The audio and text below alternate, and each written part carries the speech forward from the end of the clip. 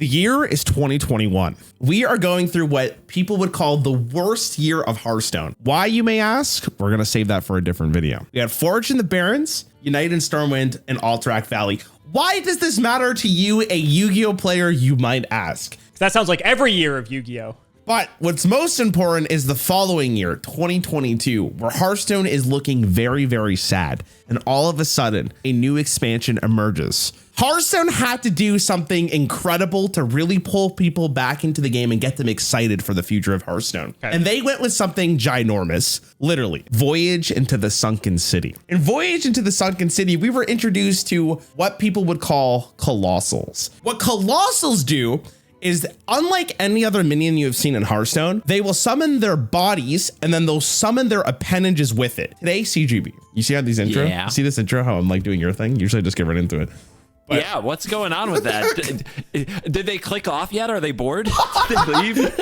Your job today is deciding which one of these Colossals was nerfed. I want to remind you, there is only one that was nerfed. Okay. Your goal today is to find out which one is the best one and therefore the one that has gotten nerfed. Okay. Who won the Titans video? Apparently, to my YouTube audience and myself, you are the winner.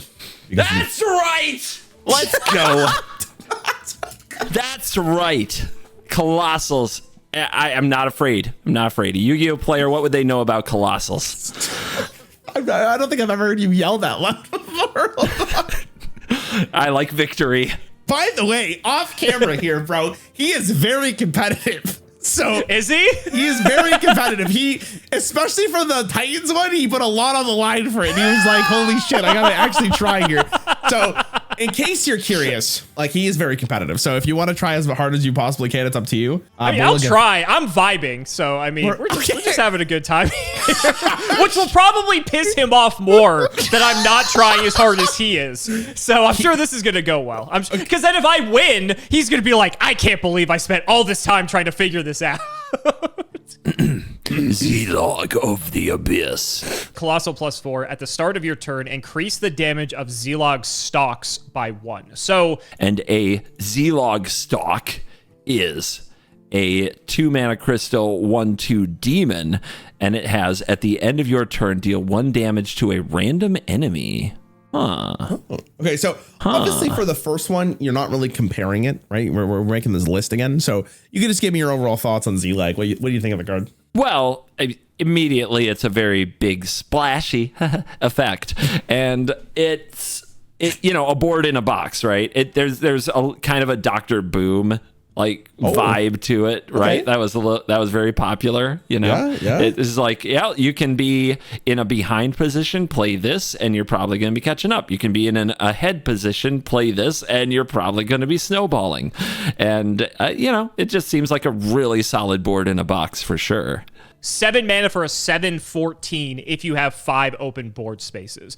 That seems like really good value for, like, in terms of just like stats. It's obviously across like a million bodies. If you drop this on like an open board and your opponent really doesn't have removal or anything, that could be really good. But I feel like when you get to turn 7, there's probably going to be like board wipes in play. Although Demon Hunter can mana cheat, as we've discussed in previous videos, so you can maybe get this guy out a little bit earlier, which in that case, then it gets a lot more intimidating. It's bad if your opponent is so far ahead that the random damage from these things and all the board presence doesn't matter. Like, nothing here has taunt, so the opponent could just go face. So there is a world where you're so far behind that you just get bonked in the face for tapping out to play this, and you didn't make enough difference on the board. Okay. I don't think either of those are super likely. I think that everything I can tell from Hearthstone and Hearthstone cards is that these things bounce each other a lot. So this seems like a very good card. It seems like a very good card. I think this is decent. I don't know if I would say this is like awful. I think it's fair. And obviously, like, they want people to play these things, so they can't make them like that bad, right? Yeah, they need you to buy. They need you to spend your Hearthstone gold to buy them. They tried their best. We'll put it like that. Kolak? Sure. Kulak? Yeah, I like that. Kulak. I think they call them Kolag, but like Kolak actually sounds a little bit better. 7 mana, 6/5, only Colossal 1, so it only gets 1 appendage. Yeah. Immune while you control Kalak's shell. Oh, that's cool, because it's like its shell. That's very fitting. Ooh, let's see the shell. Let's examine the shell. This is a 5 mana 08 beast with taunt and death rattle, gain 8 armor. So what are we saying here? That when like people like bust up his shell, that you're gonna just wear that shit like right in front of him? Yeah. You're just gonna wear his shell right in front of him and leave him out there naked? When you say it like that, it's kind of messed up. But if you think about it in terms of the flavor of the card, it's like his shell protects him, you know? I will say, this is just like flavor-wise, I love this. This is really cool. Yeah, really good job. Like, aside from whether or not it's good or not, I just think the flavor is really cool on this. Gaining 8 armor is like effectively like gaining 8 health when this dies, so like that's fine. But it doesn't really threaten the board all that much. I guess it threatens the board in the sense that if you can't deal with the shell, then Kalak can just like start swinging in and it's immune, so it's just going to stay around for a long time. I don't think this one is as good. Okay. I think that in a game that's all about the battlefield, that's all about minions bouncing off each other, I can see the shell being really annoying and good, and the health I think would have been really good in old Hearthstone, but I have a feeling over time gaining the armor isn't as good, but I'm not positive why I feel that way. I think it's a similar pattern in Magic. I don't know. Okay. Man, I think this one is worse. Just at least looking at this, I'm failing to really see like this really getting out of hand, especially like comparing this to like the caliber of cards in Druid, like the Titan from the previous video. Like that was just like batshit crazy. I think right now I would actually put Zillag above this for the time being. I might have to think about that more, but it just doesn't seem like, it seems kind of like whatever. Hydron. Okay. 7 mana, 5/5 beast. Colossal +2, Battlecry, give your Hydrolodon heads brush.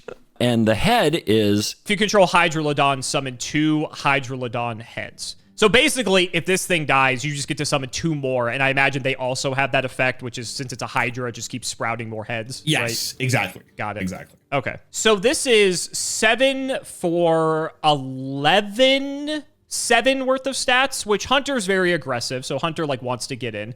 The heads only have Rush, which I think is like fine. I mean, you just want to crash these 3 ones in there anyway. So 7 mana 5/5 is like there will probably be ways to kill that. It's just the priority to kill it is so high, and you make 2 of these, so you have 6 damage that's on the move right away to try to clean up the opponent's board and make it hard to kill this. They probably still will, but they have to. That's the thing. They absolutely have to kill this. It's just like a 6 damage removal spell, in a way. That's kind of limited by taunt and such, which is like fine. That's not bad. I think that's okay. Especially since you can death rattle these and they summon more. I like this one. Oh my goodness. I like the heads. The whole Hydra vibe is very solid. This one, I think, is a little better than the other 2. This one goes at, we're going to put this on the top of the order. I think Zillag might be better, but I for now, I'm enamored with brand new shiny. So let's put this at the top of the order. This again just feels really middling. Like Okay. it doesn't, I'm not like, whoa, like these cards are crazy, like anything like that. Okay. I guess compared to Zillag, at least you have the ability to choose where you're putting your damage. So right now, I think this is above the Druid one, and it's kind of like on par with the Demon Hunter one. Gaia the Tectonic, 8 mana 5/7 Colossal 2. After a friendly mech attacks, deal 1 damage to all enemies. See, what's that going to do? What's that going to do against the Hydra? Well, you're right. What a disaster. Read the drill. Right, let's read the drill. All right, Gaia's drill is 3 mana for a 2/3 rush. Okay. Okay. So 8 mana, more expensive than the other ones.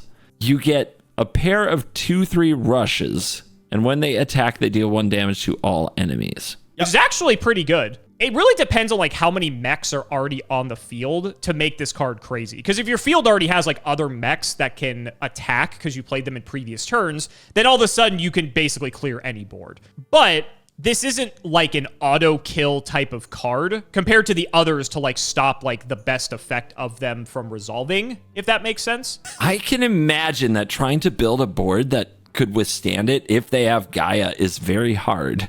Similar to the Titans, the Mech Titan is better with other mechs. So I don't know how good mechs were at the time, but I imagine in a set with a lot of underwater kaiju stuff that you would want your mechs to also be there so you can have your Pacific Rim vibes. Yes, that's fair. I think this card is better than the Titan, but I'm still not sure it's as good as the other classes. So you think it's the worst one? Maybe. Second from the bottom. All right, so above Druid. I still feel like Zillag and Hydrolodon are better compared to this. Yeah, they're sort of like all clumped together for me. I feel like they only just barely edge each other out in terms of like what's better than what. And I could be wrong, and I'll happily be wrong for that. But I feel like they're like all very close for different reasons. Okay, the Leviathan. I don't know how this is a Paladin card, but whatever. All right, 7 mana, 4/5, Colossal. What are all the like little guys on the submarine? Colossal 1. Rush Divine Shield. After this attacks, Dredge. Okay, what is Dredge? Dredge is look at the bottom 3 cards of your deck and pick one to put at the top. That's a really cool love mechanic. that mechanic. I wish Loved Yu-Gi-Oh it. had something like that. That'd be cool. Oh, Dredge in Magic is you mill, like throw this many cards from your library into your graveyard equal to the Dredge cost, and you replace a card you would draw from your library with the Dredge, the card that has Dredge. Dredge is an ability you activate when a card with Dredge is in the graveyard. It's horrible. Oh, it's bad? It's one of the all-time worst mechanics they've ever made, because you literally take the I'm drawing anything, it could be anything, and you replace it with I'm drawing this same card over and over and over. Wait, but does that mean it's bad in Magic, or are you just saying it's horrible to play against? Oh, it's busted in Magic. Okay, I was going to say, it sounds really good. Yeah. As soon as they put it on a good card, you just keep getting that card back over and over. And oh god, yeah, it's. Oh, we don't need to talk about Dredge. Okay. I'm a little triggered talking about Dredge. Okay, I'm sorry. And it's gonna absolutely color my view of this. I can't possibly evaluate this correctly now that you've triggered me this way. I'm sorry, I guess. And then one appendage, which looks like its tail, which also has Rush Divine Shield. After this attacks, draw a card. So these both have Rush Divine Shield. One of them dredges, one of them draws a card. Obviously, kind of the rub is you can order this so that you can put something from the bottom on top, and you get some selection there because you look at 3, and then you can draw that right away. Yes. Yeah, it's also 7 mana, and you get 8 points of attacking power, one of which is very likely to survive because Divine Shield, and the other one has Divine Shield as well. It's both likely to survive. You're dealing either 4 damage to 2 things or 8 damage to 1 thing. I really like the, dredge then draw. I think that's really cool. See, like I'm comparing this to some of the other ones now. One of the things I like going back to Zillag is that even though it is a little bit slow to get going and it is random, that is like the potential to be one of the most snowbally out of all of them. This is like the value Colossus or whatever these things are called. I'll be honest, I still think this is better than the Druid one. The Druid one is not that impressive to me still. That's fine. I'll put it like they're all sort of just like in the middle for now. Like I don't really like none of these like I really feel like are that much better than the others. I feel like they're all kind of like they all respectively do something good, but none of them like seem that much more powerful than the next, if that makes sense. I mean, it's just all very nice. It's just a very nice little vibe. It's a nice little card. Yeah. I mean, there's not a lot of downside. Like most of these don't have a downside. Against a super wide board, maybe this isn't great, but you have Divine Shield. It's going to live. It's fine. I don't think it's dramatically better than some of the others. Let's put it above Gaia. Above Gaia. That's right in the middle. Right in the middle. Okay. For now. Right above Gaia. Okay. Blackwater Behemoth. Colossal +1. Lifesteal. 8 mana. 8/10 BG. That comes along with Behemoth's Lure, which is... At the end of your turn, force a random enemy minion to attack the Blackwater Behemoth. For one, it's a random enemy, which I guess you could sort of have some control over that. But this is 8 mana, so you're probably not like doing that immediately. Yeah, okay, so now at least we're getting to ones I feel like are significantly worse. This one is more expensive, but Priest is designed to make games go longer is the impression that I get. That, I think, is the easiest one I've seen to deal with, because you might just lose a bad minion and then untap and deal with this, and they're left with a 1/4 that's just kind of chilling. and not doing anything very useful. Okay, this is like sort of a removal spell, right? You play this for 8. The lure forces something randomly to attack. Most likely, I'm going to say you're going to kill whatever that thing that forces it to attack is. You gain 8 life. Okay, fine. This thing, depending on, I guess it depends on what your opponent's playing, right? Because if they have a board and everything is like puny, then you're going to like restore yourself to full health because this thing's on the board. It's also bad on an empty board, right? If the opponent doesn't have a minion, if they're also trying to go long and you just drop this, it's like, well, it's not bad, but it's not getting ahead the way you want to, because if they then untap and deal with it, it's like you got almost nothing for it. You didn't even get any life. I think this is the worst. You think it's the worst? Okay. For now. You did a good judgment call here. And this is the only hint I'm going to give you here. This is the only one that was buffed. So now do the same evaluation here, but with this version of it. At 7 mana out of 8. Oh yeah, it's like the same thing except 7. Same thing with 7. It's like slightly better. Okay, so I mean, just so I'm clear, the mana difference is not what you're focusing on. You just think the effect is not that good. No, like I just think that and again, this might just be my Yu-Gi-Oh brain thinking like this doesn't seem like it would be that difficult to deal. Like it's just the value doesn't seem there for like what you could be doing. And again, that just might be my warped perception of Hearthstone and like how fast the game is now. But I think it's like tied with, if not above, the Paladin one for now. Right. So like you're just getting it a turn earlier, but it's gotta be okay. You still think it's the worst one? Is it still the worst one? It still has a lot of the same problem. Yeah, I think this stays at the bottom. Krabat Toa. This is great. Yeah. I already love it. I don't even care how bad this is or good it is. I just like that. It is. This is awesome. It's a cool card. Krabat Toa is 6 mana for a 6/5 colossal +2. Your Krabat Toa claws have +2 attack. See, what I'm really trying to win is the time monopoly. I'm trying to get my reading of the card on there more than his. This is it. I'm getting paid exposure, so I'm working for the exposure. Okay, I'm gonna be honest. I do not know how David decides these, but that's fucking hilarious. Anyway, Krabat Toa's Claw is a 2/1 rush with Death Rattle. Equip a 2/1 Claw and a what? Okay, so then there's an equipment claw as well. I guess a weapon. Yeah. Which is that? Oh yeah, weapons. I'm notoriously great at weapons. So you get 2 of these. They both have rush and the death rattle to equip a claw. It's 4 from each claw and then 4 from the weapon, and then you have an extra 4 for like your following turn if you went that crazy with it. Yes. And you still have a 6/5 on the field. Okay, so instead of going like super, well, I mean, you could go wide with this if you want. You could deal 4 damage to 3 things. You could deal 12 to 1 if you want to hit face with your hero. I feel like this is like in line with the what is it? I feel like this is sort of in line with like the mage one or like the hunter one, kind of in a way. 8 points of attack on the spot into 4 more, 12 points of attack potentially on the spot. I mean, I assume it's gonna, whatever you're gonna run this into is gonna kill it unless it's got no power at all, which is like whatever. And then you equip another one. How relevant is that? It seems like just gravy. Is this busted? Just trying to think though, you still have to attack. That's kind of it though. Like you do that and then you're just left with a 6/5, which is like, okay. Like, sure. I don't know. Maybe the priest one's looking better now all of a sudden. Okay. I'll put it like next to like the mage and the paladin one. I'll just stick it like in there for now. I just want like a general layout and then I'm going to go back and rearrange them. That's completely fine. Don't worry. I think this is the best one. My gut is immediately like, that's too much stats for that price. Okay. That's my gut. That's what my gut's saying. We'll flush it out later. But right now, my gut says number 1.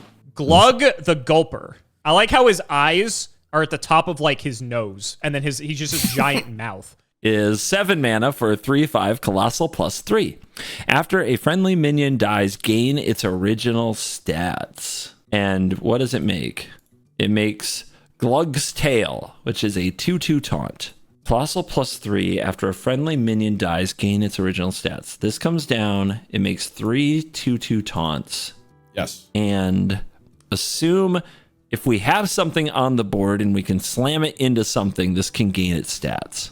Its original stats too. So if it's been beaten down, it gains the health it originally showed up with. It also, if it gets buffed, you also just get the original stats. I think that's more the intention. So this is the first one that actually summons taunts as its appendages. So it's like more defensive in that regard. But it's cool. If the appendages die, it all goes towards the main head. So this is actually kind of like the opposite, where in the other ones, the Colossus benefits the appendages, and this one, the appendages benefit the Colossus. Is it good in just the game? And compared to these other things, if the opponent has to deal with this fairly and actually go through the tails, that is very intimidating and probably quite frustrating. Whenever a friendly minion dies, there are probably some combos with this as well. Yeah, so the fact it's any friendly minion, though, is pretty cool, because that means that this thing just becomes more and more of a problem. The issue with that, though, is that this sort of becomes like an all-in sort of card. So if there's any sort of like targeted removal that could just remove this, then you're just stuck with like 3 taunts that are, pretty, unimpactful, all things considered. Bad.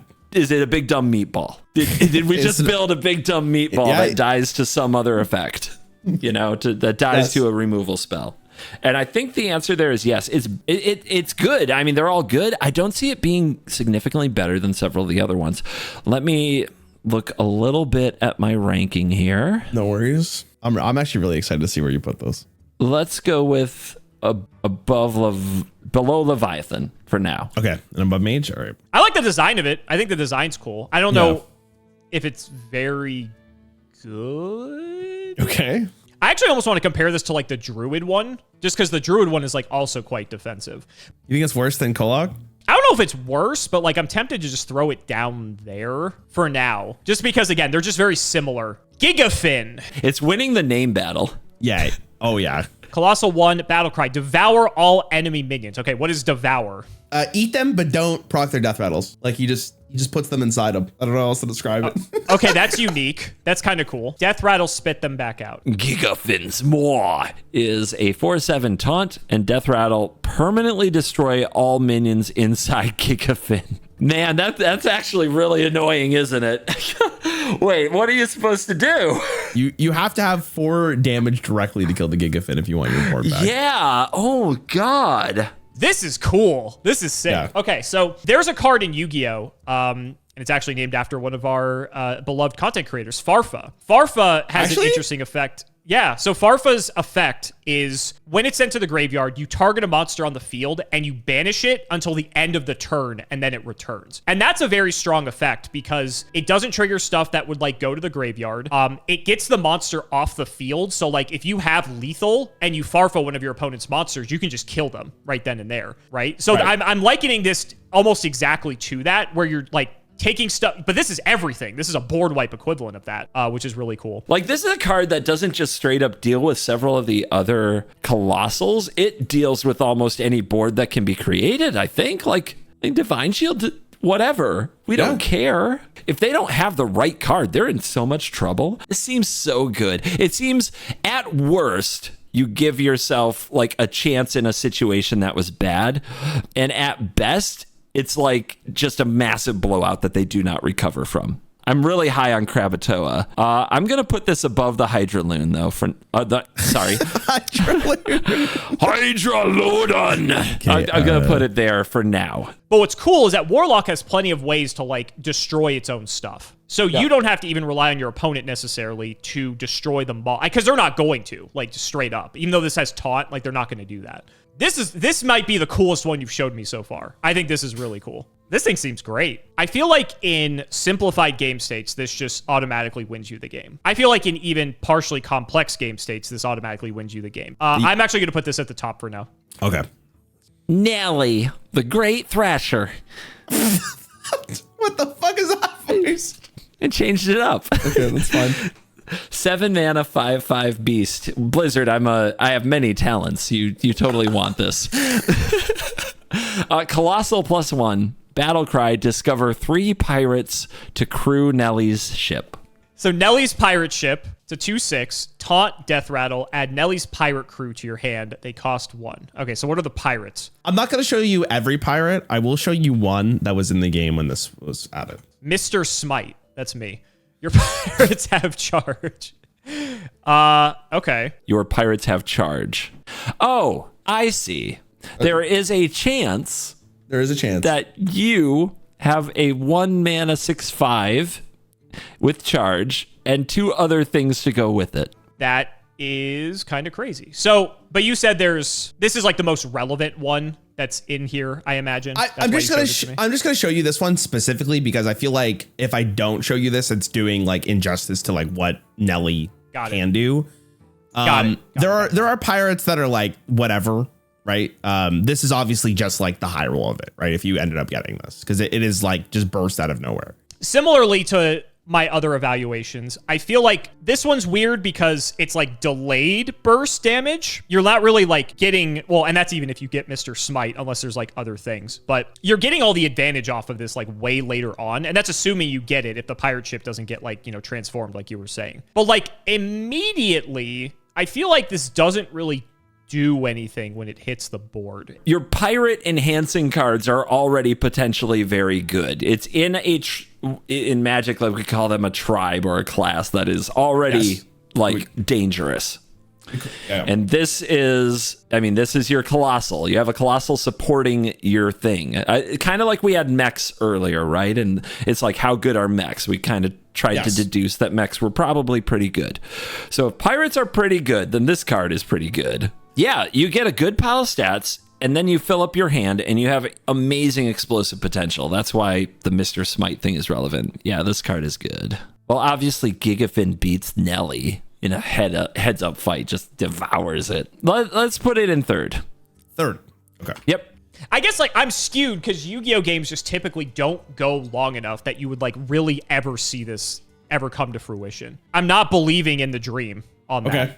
That's fair. So I think I'm gonna put it low. It's gonna definitely go like down with Kalak and Glug. I just don't know where exactly. So just throw it down there somewhere for now. Azumot is 8 mana, 6/5, Colossal +6. So this literally fills your whole board. Yep. Death Rattle for each of Azumot's tentacles. Destroy a random enemy minion. Yep. The Death Rattle though. Okay, it's not a battle cry. The animation, by the way, is insanely cool. Like you see like the tentacles like smack the minion. And the tentacles are just 1/3. That's kind of cool. That's kind of sick. It's very, very This cool. is generic too. I definitely think because it's neutral, like it has to just get like some higher value because any class can play it. Vanilla 1/3.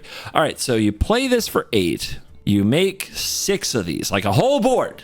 Your board just goes tentacle-tastic. And then it's all about this thing dying. If they can kill all the tentacles, if they can deal 3 damage to all enemies in some way, this didn't do much. That is a good way to neutralize this. It could be annoying to deal with. I mean, obviously it's depending on if you have the tools to kill it. But if we're talking about like constructed competitive Hearthstone, I'd sure hope that exists. I think it's fine. I think it's just really limited by the fact it's like Death Rattle specifically. I think in the right class, like I think Warlock could take advantage of this more than the other classes, or any class that has the ability to pop this themselves for like a free board wipe. Because then if you pop this, then you also still have, like, let's say you keep all 6 tentacles, then you have 6 1/3s, which, like, could be good for something, maybe. I'm going to put it, like, for now, kind of like with, like, the Druid, Shaman, Warrior ones. It's kind of, like, around there somewhere. I don't know if this is very good. This is another one where it's like, if you deal with the center, if you take out the middle of the squid here, then the tentacles aren't that bad. I'm going to put it... Oh, this is rough. I'm going to put below Gaia. Gaia. Okay. I'm not high on it. I can see downside. Neptulon, the Tide Hunter. That's a sick name. 10 mana, 7/7, so it's the most expensive that we've seen. Colossal 2, Rush, Wind Fury. Wind Fury is, I believe, 2 attacks, if I remember. Okay. Yep. Whenever Neptulon attacks, if you control any hands, they attack instead. Yeah, okay. The hands. Neptulon's hand is a 4/2 elemental that is immune while attacking. So I see. The way this would work is when this summons, you get 2 hands, obviously. You would swing with Neptulon, but the hands would do the attacking for him. So if he's attacking, you do 8 damage of immune to whatever you're hitting. But because it has Wind Fury, you could pick another target, you can hit the same target. Again, it will clear that, it will do the damage of 8, but his hands do not take any damage. If Neptulon's hands die, but he is left on board, he will do 7 twice because he has Wind Fury. If Neptulon dies and his hands are still around, those are 4/2 that are still immune while attacking. This is cool. This is sick. It is a cool card. 10 mana is a lot, though. That's like my first impression. Like, I feel like for 10 mana, you better be like winning the game when this hits the board. Both hands attack the same target. right? Yes. Yeah. Okay. I'm literally like in my camera using fists, like just pushing them at the camera because I need to like visualize that for some reason. You were good. I understand. This one's like really like not straightforward until you see it. So 8 damage of immune towards 2 targets because it's Wind Fury. So you can do 8 damage to one thing, 8 damage to another, or you can put 16 into one thing if you want because it's Wind Fury. Yes. Okay. Yeah.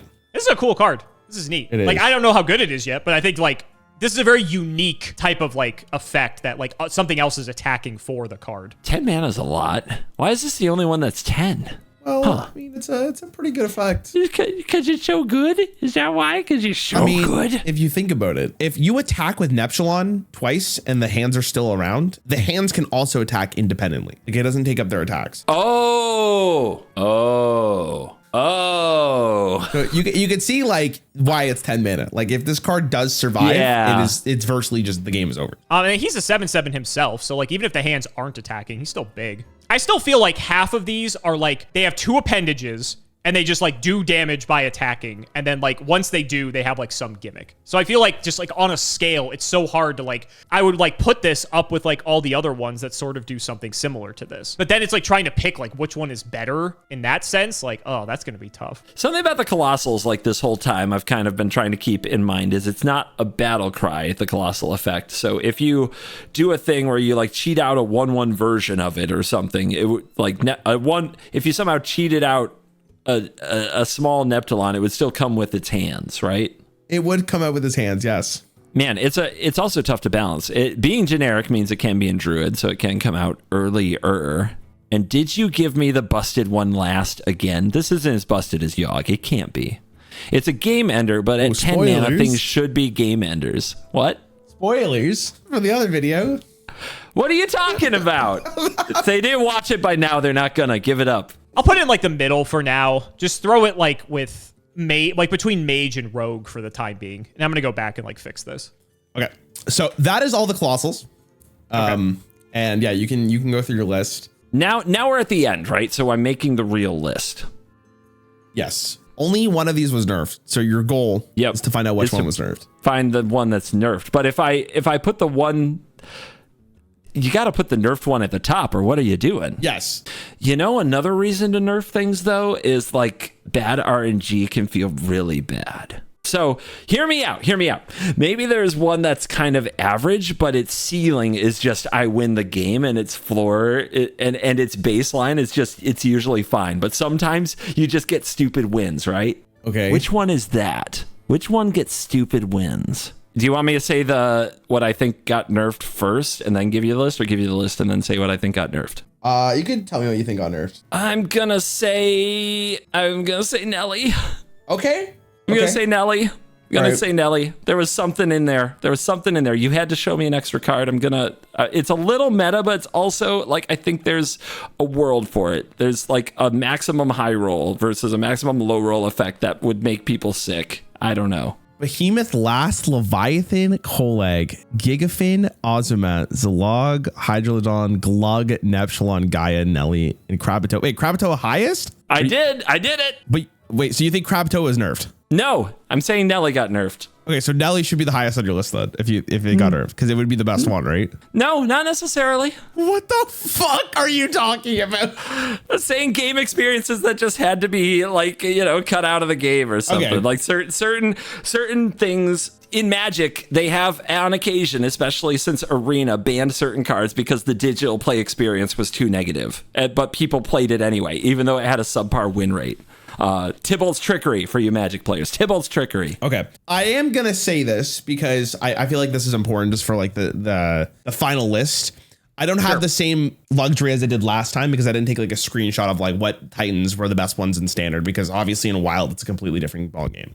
So my list might be slightly biased based on my experience, but obviously I played enough of this game that I can give you like a really good list of like how they were their entire time in Standard for 2 years. Luckily for me. So what you're saying is this is Rarran's list of best Colossi. I would say it might be slightly biased, but again, there is one that was nerfed. That's your main goal here, is to figure out which one was actually nerfed.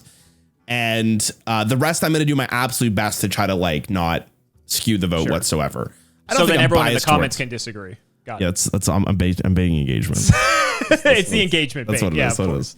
Okay, while you do that, I'm gonna do my list real fast. Just Okay. do this out. So I have my list. The problem is you're showing me the OP version. I have my list. I do not genuinely know which one of these they had to nerf. Oh, interesting. Okay, let's see your list. I just want to see it. You want to see my list? Okay, I'll start with my list.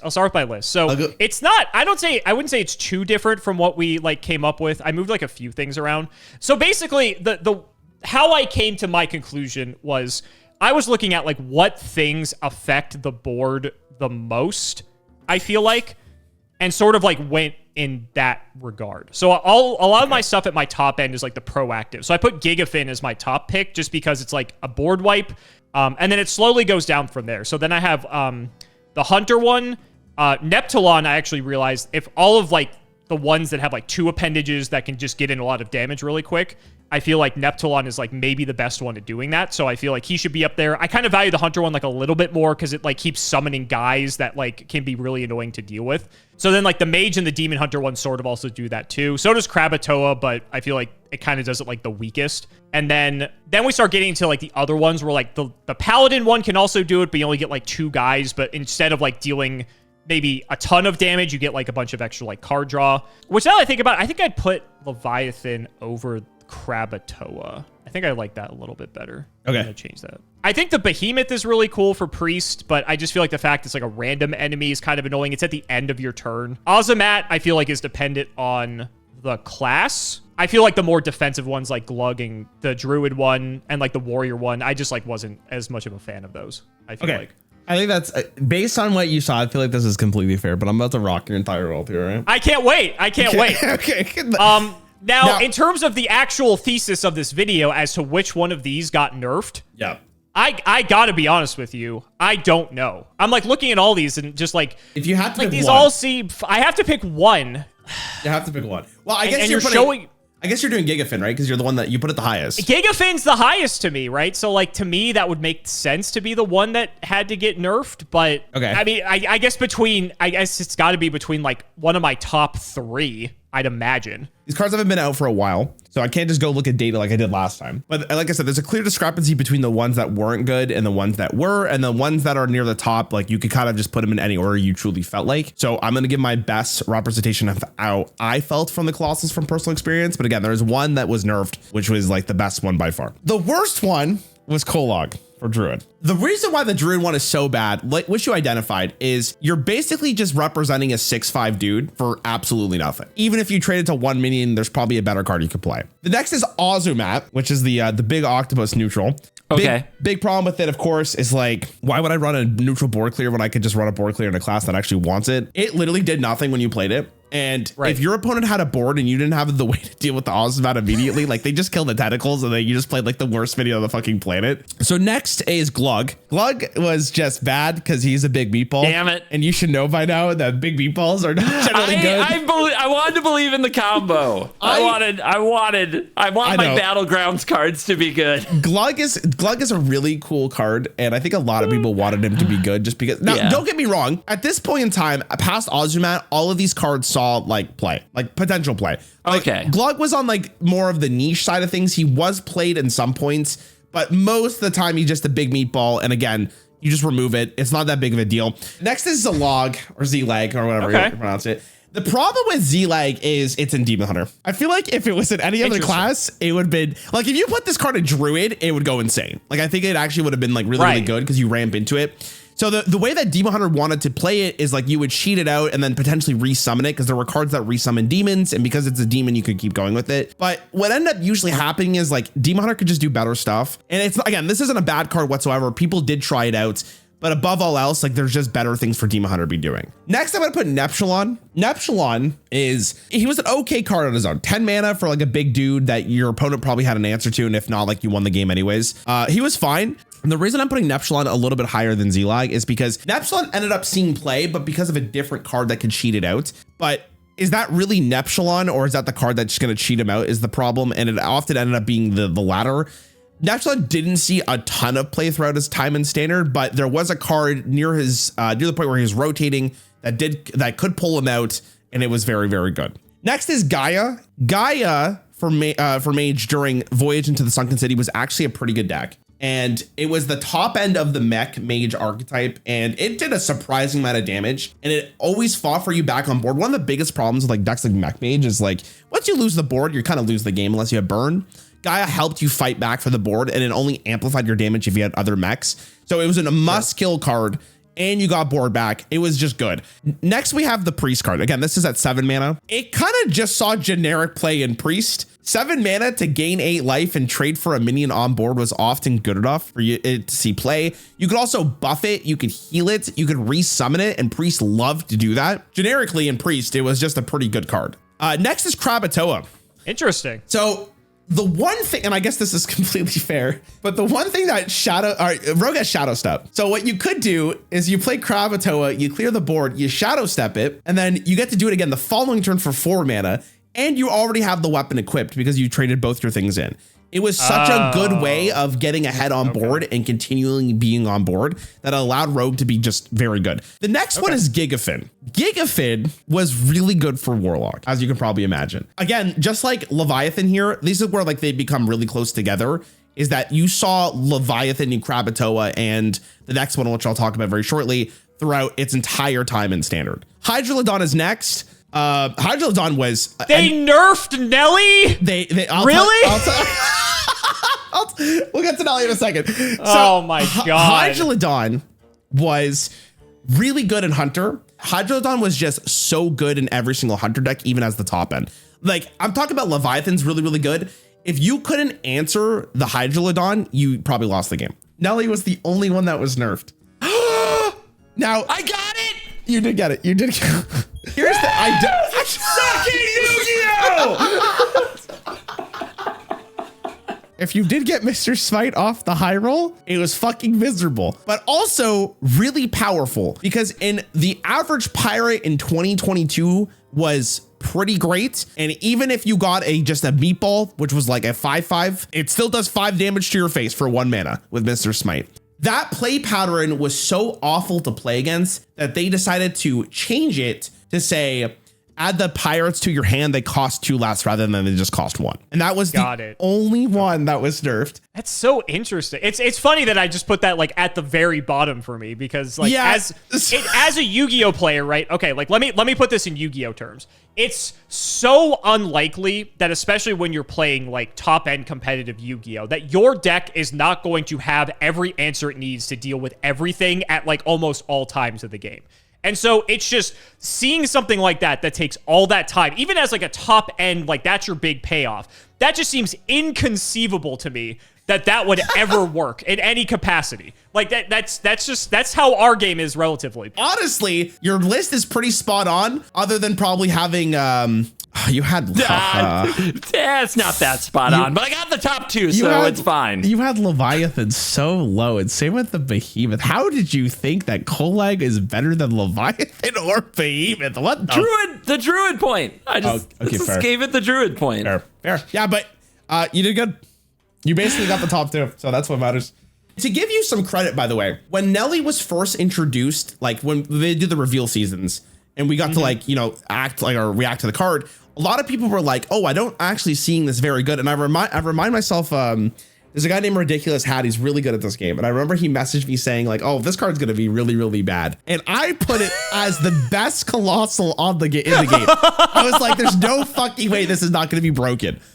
And I was so glad I was right. So again, a lot of the opinions of the average player was just like you, like they didn't seem that good. Okay. If Mr. Smite wasn't in the game, it might have been a different story, obviously. Sure. But because Mr. Smite was already in the game and we had context of that, like I felt like the burst potential is insane. But yeah, that's pretty much it. I think the biggest miss I had as well was with the Leviathan, just because I think I didn't think about the potential ceiling for if it goes like uncontested, how out of hand it gets. Because it was really good. I was thinking the play pattern is you play Leviathan, you crash in your Divine Shields, and now you've got these like 4/2 weenies that are just gonna like die on the next turn. And it's like, okay, you got like a card out of it, cool, and you like dealt with something. But I wasn't thinking about like you could just drop it and just start getting in, and if they can't answer it, now all of a sudden you're just farming cards every single turn, and that's pretty good.